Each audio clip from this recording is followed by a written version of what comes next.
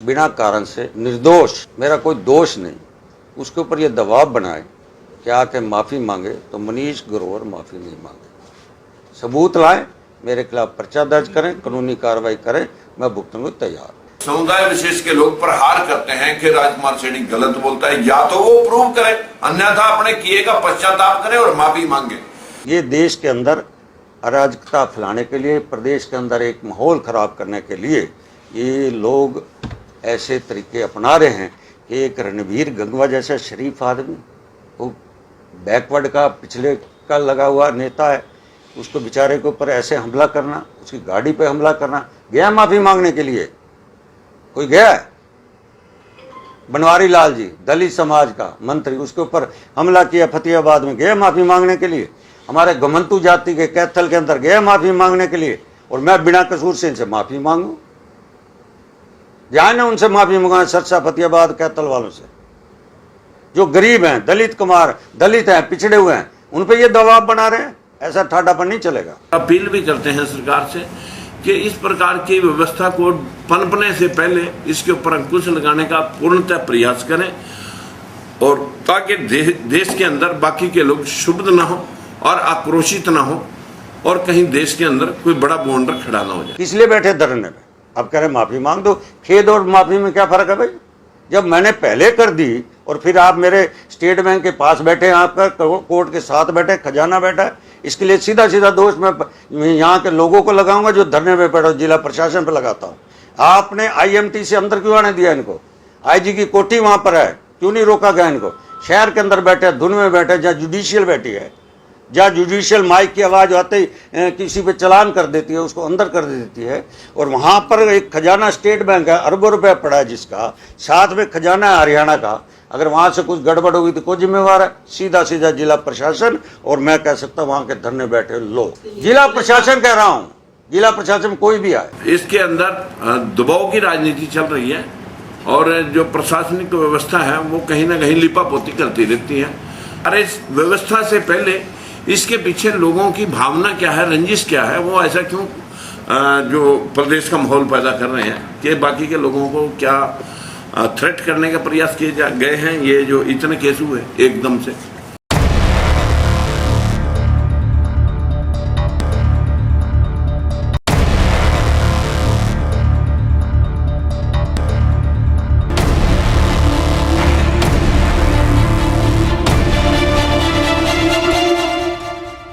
नमस्कार, मैं सुधीर शोरण।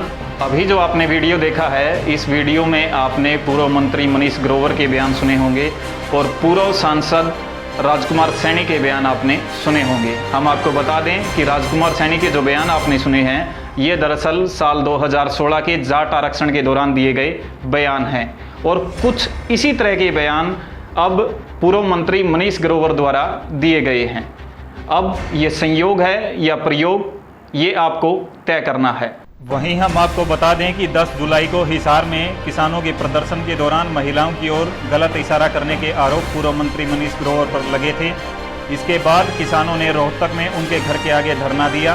किसानों का कहना था जब तक मनीष ग्रोवर माफ़ी नहीं मांगते तब तक उनका धरना यहीं जारी रहेगा। इसी बीच कल रात्रि दोनों पक्षों में समझौता हो गया और किसानों ने अपना धरना समाप्त कर लिया। आज इसी विषय पर मनीष ग्रोवर द्वारा प्रेस कॉन्फ्रेंस की गई और अपनी बात रखी गई।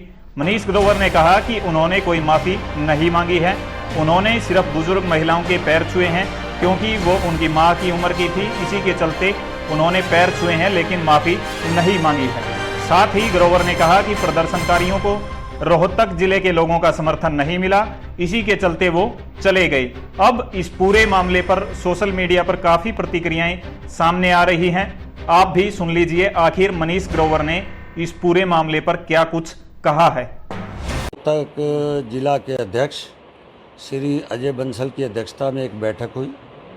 बैठक के अंदर सभी सम्मानित कार्यकर्ताओं ने जिला अध्यक्ष को पावर दे दी, क्योंकि एक व्यक्ति का ये विवाद नहीं है, एक पार्टी का विवाद है। क्योंकि मैं हिसार की कार्य समिति की बैठक में गया हुआ था, उसके बाद से ये विवाद मीडिया के माध्यम से चला आ रहा था, और वो लोग मेरे खिलाफ विरोध करने के लिए, क्षमा याचना के लिए, एफआईआर दर्ज कराने के लिए कर रहे थे, वो हिसार से चलकर रोहतक आके बैठे। उन्होंने यहाँ रोहतक में बैठकर ये धरने पे कहा, आपके चैनलों में कहा कि मनीष कुमार ग्रोवर माफ़ी मांगे, खेद प्रकट करे और धरने पर आए। और मेरा स्टैंड आज भी वही था, पहले भी वही था कि ना मैं धरने पे जाऊंगा, ना मैं माफ़ी मांगूंगा। खेद मैंने पहले दिन धरने से पहले कर दिया था। क्यों खेद किया था? कि रोहतक के अंदर कोई ऐसा विवाद ना खड़ा हो जिससे लोगों को यहाँ परेशानी हो। उस नाते मैंने खेद कर दिया। उस खेद को वो लोग हिसार वाले कमज़ोरी समझ बैठे, परंतु आए, उनको रोहतक की जनता का प्यार और स्नेह नहीं मिला। क्यों नहीं मिला? कि वो झूठा आरोप मेरे पे लगा रहे थे, वो मेरे पे झूठा आरोप लगा रहे थे। इसलिए रोहतक की जनता ने, मैं उनका रोहतक की जनता का विशेष तौर से जिला की जनता का धन्यवाद भी करता हूँ कि उन्होंने उनका साथ नहीं दिया। इसलिए उनको समझ आया। समझ आने के बाद प्रशासन से उनसे बात की, उन लोगों ने धरने में बैठे। प्रशासन ने हमारे पार्टी के जिलाध्यक्ष से बात करी। जिलाध्यक्ष ने अपनी जो कमेटी बनाई उनसे बात करी। दिन भर वो कमेटी बात करते हुए जब प्रशासन के लोग जिलाध्यक्ष के पास गए, जिलाध्यक्ष जी और हमारे सतीश नांदल जी, राज शर्मा जी, हमारी उषा शर्मा जी और हमारी प्रतिभा सुमन जी और ऐसे सभी मोर्चों के प्रकोष्ठ, उनसे चर्चा करके उनको फिर रेस्ट हाउस में बुलाया गया। रेस्ट हाउस में दोनों धरना के लोग, प्रशासन के लोग और हमारे पार्टी के जिलाध्यक्ष के नेतृत्व में बैठकर उन्होंने बातचीत की। बातचीत करने के बाद एक अच्छे तरीके से उन्हें बात करके उस वाद विवाद को ख़त्म किया। और मेरे पास फिर फ़ोन आया, मैं गया। जाने के बाद मैं 10-15-20 मिनट बैठा हूँगा। बैठने के बाद हो गया जी ठीक है चलो, हम चल पड़े। चलने के बाद अपने बीच में जो कम्युनिस्ट अपना नेता है कामरेड इंद्रजीत, उन्होंने कहा एक बार बहनों से आप मिल लो। मैं मिल लेता हूँ, मुझे कोई दिक्कत नहीं। जब वो बहनें आई कमरे में, वो मुझे एक माँ के जैसा लगा कि बड़ी उम्र की थी। कोई 75 साल की थी, कोई 80 साल की थी, कोई 85 साल की थी, बड़ी उम्र की थी। अब मुझे ये लगा कि जो ये बात कर रहे हैं वह अश्लील हरकतें मैंने इनके सामने की हैं, अब मेरी माँ जैसी हैं। और ये इनको बता रहे थे बहन है, औरत है। जब एक माँ जैसी नज़र आए मुझे, और उसके बाद मेरा एक मानवता भी कहती है, क्योंकि हमारा समाज हिंदू समाज बड़ों की इज्जत करने वाला है। और मुझे संस्कार भी माँ बाप ने ऐसे दिए, मेरे संगठन के संस्कार भी ऐसे हैं कि बड़ों की इज्जत करना। मैंने वो पैर उनके छुए के बाद हम भी बाहर चले गए, वो भी बाहर चले गए। तो बाकी दोनों लोगों ने आपके सामने मीडिया में रात को बात भी रखी। कुछ लोग, चाहे उसमें किसान नेता हों या पॉलिटिकल लोग हों, ये दिखाने का प्रयास कर रहे हैं कि मनीष ग्रोवर ने माफ़ी मांग ली, इस वजह से ये धरना ख़त्म कर दिया। देखो मेरे मित्रों, आप भी लंबे समय से न्यूज़ उठाते हो, लोगों से चर्चाएं करते हो, कहीं ना कहीं वो बात आपके कैमरे में भी आई होगी माफ़ी वाली, कहीं ना कहीं किसी ने देखा भी होगा, सुना भी होगा। उसकी वजह ना किसी कैमरे ने देखा ना सुना, और अंदर कम से कम 20 लोग थे, 25 लोग थे, सबके हाथ में मोबाइल भी थे। उन किसान नेताओं के थे, जो किसान नेता बोल रहे हैं वो भी थे अंदर, सबके हाथ में मोबाइल। आज मिलता 1 मिनट में सबकी बात रिकॉर्ड हो जाती है, उसकी फिल्म बन जाती है। देखो मैंने कहा कि जो बात मैंने पहले कही आज भी उसी का पार्टी का आदेश मानता हूँ। पार्टी ने कहा कि इस काम को शहर के हित में, शहर में ऐसा विवाद ना हो, इस वजह से इसको हम बैठ के मिल मिलाप के प्रशासन से। तनाव की स्थिति हर दिन बढ़ती जा रही थी। डीएलएफ कॉलोनी भी बंधक बनी हुई थी क्योंकि लोग बाहर नहीं निकल पा रहे थे। तो ऐसे में एक सही निर्णय ये कहा जा सकता है कि आपस में मिल बैठ के एक विवाद सुलझाएं। मैं कह रहा हूँ जी, जब मैं रविवार को मैं यहाँ से एक यूट्यूब वीडियो के माध्यम से संदेश दे रहा हूँ, क्यों दे रहा हूँ कि मेरे रोहतक शहर में कोई दिक्कत ना हो, मेरे रोहतक ज़िले में कोई दिक्कत ना हो। उसको उन्होंने कमजोरी समझ ली। इसलिए कि जो भी छोटी मोटी घटना होती है दिक्कत आती है, आम जन को आती है, और मैं आम जन को दिक्कत देने वाले में नहीं हूँ। रात को रोहतक जिला के किसान नेता भी वहाँ बैठे थे, उन्होंने स्पष्ट कहा कि हमने इनको नहीं बुलाया, हमने रोका, मत आओ। सार के लोगों ने ही उनको किसी ने ऐसा आवास कर दिया कि आप जाओ, उसकी छवि खराब करके आओ। रोहतक के किसानों ने, मैं कह रहा हूँ जो बात उन्होंने कही तो कहना भी चाहिए, किसानों ने कहा हमने मना करा था, मत आओ।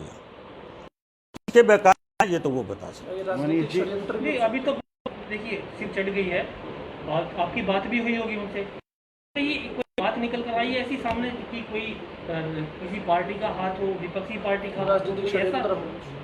देखो, मैं अभी सच्चाई बताऊं, जो रात के विषय में ऐसा अभी ठीक नहीं, परंतु जो मुझे लगता है कि मेरी छवि को खराब करने के लिए इशार से चलकर यहाँ कर रहे हैं, तो अभी किसी के ऊपर ऐसा आक्षेप लगाना ठीक है। आप पार्टी हैं, बीजेपी के नेताओं पर हमले हो रहे हैं, कहीं गाड़ियां उड़ी जा रही हैं, कहीं कपड़े फाड़े जा रहे हैं, तो ये किसान आंदोलन से संबंधित मानते हैं आप इनको, या और भी कुछ लोग हो सकते हैं? देखो मित्रों, मैं कहना चाहता हूँ, किसान खेत में है, किसान अपने घर बैठा है। अब कल की घटना लगा लो, सिरसा के अंदर जिस तरह राकेश टिकैत जी वहाँ गए, उनको छुड़वाने के लिए गए, जिन्होंने रणबीर गंगवा के ऊपर हमला कर रखा था, जानी हमला कर, लाठियों से, पत्थरों से उनको पर हमला किया गया था, तो वो किसान होते हैं क्या? वो किसान नहीं हो सकता। सुनीता दुग्गल हमारी मेंबर ऑफ पार्लियामेंट कैसे बच के निकली, उसके ऊपर कैसे होना, ये किसान होते हैं क्या? किसान बहुत मेहनती है, हल चलाने वाला है, वो हथियार उठाने वाला नहीं है, वो पत्थर उठाने वाला नहीं है, वो तलवार उठाने वाला नहीं है। इसलिए ये किसान हमारा मेहनती है, हरित प्रदेश है, इसलिए किसानी कुछ प्रदेश को भी मैं समझता हूँ कुछ लोग शरारती तत्व हैं। कल ओम प्रकाश चौटाला ने कहा कि 20 और 21 जुलाई को वो जितनी दिल्ली के बॉर्डर पे धरना स्थल है वहाँ जाएंगे और किसानों से मुलाकात करके उनकी आवाज़ उठाएंगे। देखो, चौधरी ओम प्रकाश जी चौटाला कहीं जाएं तो रोक सकते हैं? हरियाणा की सड़कें इतनी अच्छी अच्छी बना दी माननीय मनोहर लाल जी ने, अब दिल्ली से बॉर्डर में सरसे में 2 घंटे में आप पहुँच सकते हो, कोई रोक नहीं। एक समय था हरियाणा के अंदर एक सड़क से रोहतक से बहादुरगढ़ में जाने में 3 घंटे लगते थे, अब 20 मिनट में पहुंच जाते हैं। इसलिए चारों तो हट गए और मनोहर लाल जी ने 6-7 साल के अंदर सड़कों का जाल बिछा दिया। खुली जाए, तेल कम लगेगा, समय कम लगेगा, कोई रोक नहीं सकता। राजनीतिक हस्तक्षेप हो रहा है आंदोलन में, राजनीतिक हस्तक्षेप हो रहा है, राजनीतिक। देखो, मैं ये कहना चाहता हूँ, 2014 देश की जनता ने मोदी जी को ताकत दी, 2019 में देश की जनता ने मोदी जी को ताकत दी, प्रदेश में भारतीय जनता पार्टी को प्रदेश की जनता ने ताकत दी। इन लोगों को जिन जनता ने नकार दिया, अपना राजनीतिक झंडा पीछे कर दिया और इन लोगों को आगे कर दिया। इनके कंधों पे ये जो आज देख रहे हैं प्रदेश की स्थिति, वो ये करना चाहते हैं, परंतु जनता देख रही है। जनता आने वाले समय के अंदर इन राजनीतिक दलों जो पीछे झंडा रखकर आगे उनको आगे कर रहे हैं, तो जनता सारी समय चुनाव के समय नकार। एक सवाल और पूछना चाहूँगा, जो भी हमले हो जनता पार्टी के नेताओं पे किसान आंदोलन के नाम पे किए जा रहे हैं, वो हरियाणा में हो रहे हैं, ना पंजाब में हो रहे हैं, ना उत्तर प्रदेश में हो रहे हैं, ऐसा क्या? मैंने पहले कहा, हताश, निराशा, जमीन खिसक जाना, उसी उद्देश्य से कर रहे हैं। और आस्ता आस्ता इनकी पोल खुल रही है, इनकी पोल खुल रही है। क्यों? असली किसान खुश है। देश के प्रधानमंत्री जी ने किसानों के लिए इतना काम किया, इतना काम किया, आज़ादी से समय से लेकर, और कांग्रेस के शासन के समय का एक बार आप अपना डाटा निकाल लें कि कितना उन्होंने किया, कितना मोदी जी ने किया, कितना हरियाणा के मुख्यमंत्री ने किया, इतना इससे पहली सरकारों का दिखा। 12 फसलें MSP पे ले रहे हैं, 12 फसलें। पंजाब नहीं ले रहा, राजस्थान नहीं ले रहा, कोई और स्टेट नहीं ले रही। जो बगल में हमारे हैं पंजाब और राजस्थान, उनका डाटा निकाल लें। सरसों 7200 रुपये, यूँ 19,000 करोड़ की उनके खातों में सीधी गई है किसानों के, सीधी। जैसे पेंशन, बुढ़ापा पेंशन, विधवा पेंशन के लिए लोग धर्मशाला में 4-4 घंटे थैले लेकर हमारी माँ बहनें विधवा आती थी, अब उनके घर के अंदर पेंशन जा रही है। ऐसे किसानों भी अब उनके घर के खाते में पैसा जा रहा है। अच्छा मनीष जी, ओम प्रकाश चौटाला ने कहा है कि देश में मध्यवर्ती चुनाव की संभावना जताई जा रही है किस तरह से, क्योंकि आम जन में काफ़ी रोष बताया उन्होंने कि आम जन में काफ़ी रोष है, तो ऐसे में कहीं ना कहीं जो हम मध्यवर्ती चुनाव होंगे और भाजपा को करनी पड़ेगी। चौधरी ओम प्रकाश चौटाला जी, मैं आदरणीय सम्मानित, मैं इज्जत करता हूँ दिल से। मुंगेरी लाल के सपने ले रहे हैं, लेने चाहिए।